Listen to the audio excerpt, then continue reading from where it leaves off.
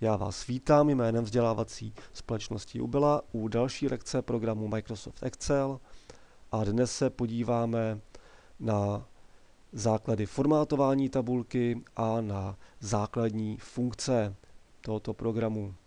Jako příklad jsem si připravil tabulku rodinných příjmů, kdy rodina skládající se z těchto členů má určité příjmy za určité období a nás by zajímaly celkové příjmy rodiny, celkové příjmy jednotlivých členů, maximální, minimální a průměrný příjem.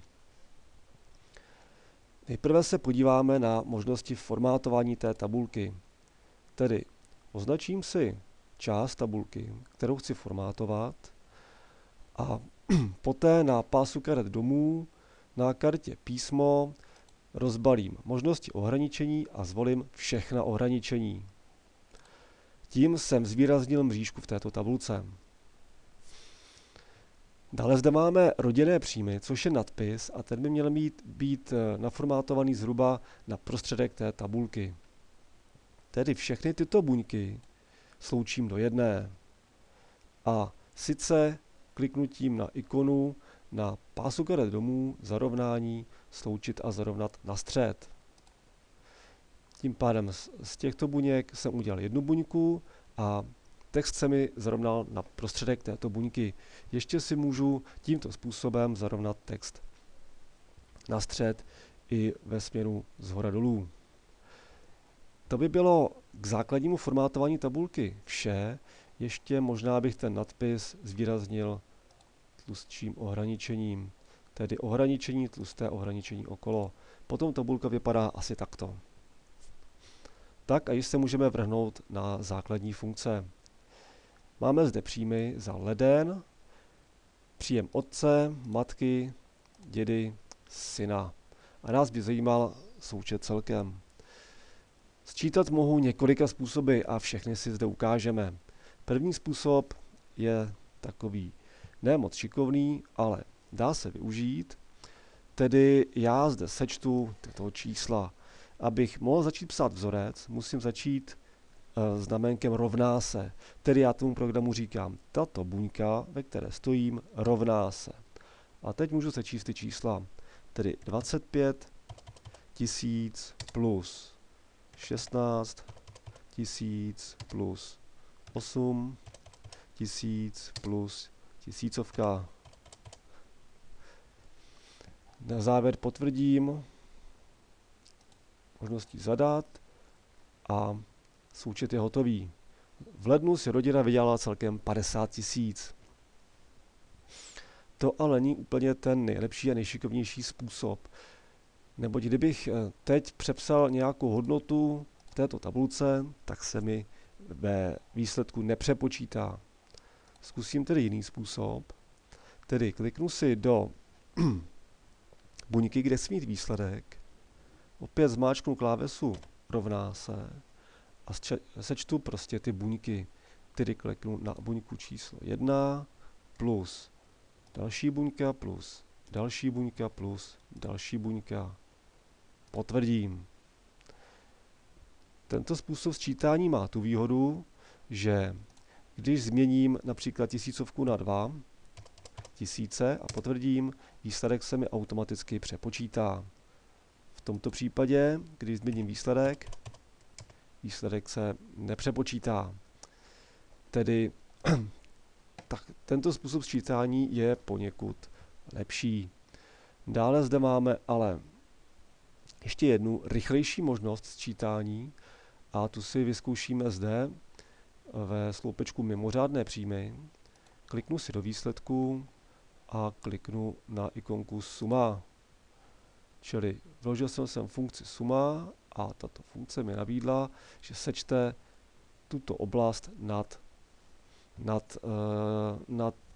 buňkou, ve které jsem stál. Potvrdím klávesu Enter třeba a provedl jsem součet.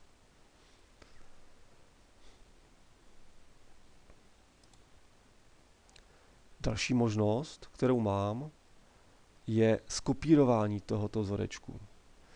Tedy zde jsem sečetl tuto oblast a opět je to interaktivní interaktivní výsledek, tedy když já třeba tuto tisícovku změním na 2, potvrdím, opět se mi ve výsledku přepočítá.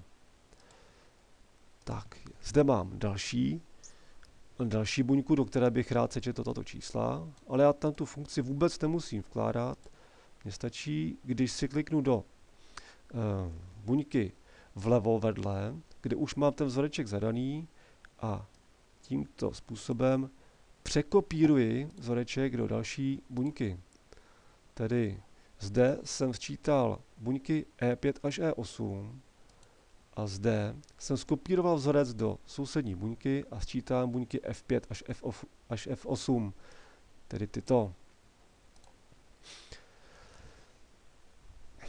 Tím jsem opět dosáhl interaktivního sčítání. Na závěr by mě zajímaly celkové příjmy otce, matky a dalších členů rodiny. Tedy už jsme si ukázali, pravděpodobně nejrychlejší způsob je ten, že si kliknu do buňky, kde chci mít výsledek a kliknu na sumu. Enter. Opět to mohu zopakovat i o řádku pod tím. Enter. A teď pozor. Když to zopakuji ještě jednou, tak program primárně sčítá sloupce a až teprve potom řádky. Tedy, když už nad tou buňkou, kam jsem kliknul, a chtěl jsem tam sčítat, tak mi nenabídl sčítání tohoto řádku, ale jelikož už nad ním jsou dvě jiná čísla, tak mi nabízí sčítání těchto čísel, ale to já nechci. Já chci sečíst tuto řádku, tedy musím tímto způsobem označit, že to je ta část, kterou chci sečíst a potvrdit. A na závěr můžeme sečíst úplně stejným způsobem příjmy syna. Je zde ale ještě rychlejší způsob, sice já tyto tři možnosti vymažu, zde jsem udělal vzorec, kterým jsem sečetl tuto řádku a tímto jednoduchým způsobem já skopíruju ten vzoreček na všechny sloupečky. Zde nakonec udělám součet rodiny celkem. A vidím, že za uvedené období firma měla příjmy v celkové výši 161 000 korun. Dále by mě zajímal maximální, minimální a průměrný příjem této rodiny. Tedy začneme maximálním příjmem. K tomu použijeme funkci, která se jmenuje max, respektive maximum, a najdeme ji na pásu karet domů, na kartě úpravy, rozbalíme nabídku vedle sumy nebo vedle součtu a zvolíme maximum. A teď se nás to zase ptá, z jaké oblasti chceme brát data. Vybralo to ale špatně, takže upravíme tu oblast, jedná se nám o tuto oblast. Maximální příjem byl 25 000. Podobným způsobem vložím i minimální příjem, tedy minimální příjem za toto období byla 1000 a průměrný příjem zjistím úplně stejným způsobem, rozbalím nabídku, zvolím průměr a opět zadám oblast. Tím jsme si vyzkoušeli základy formátování tabulky a základní způsoby tvoření vzorců a sčítání. Já vám děkuji za pozornost.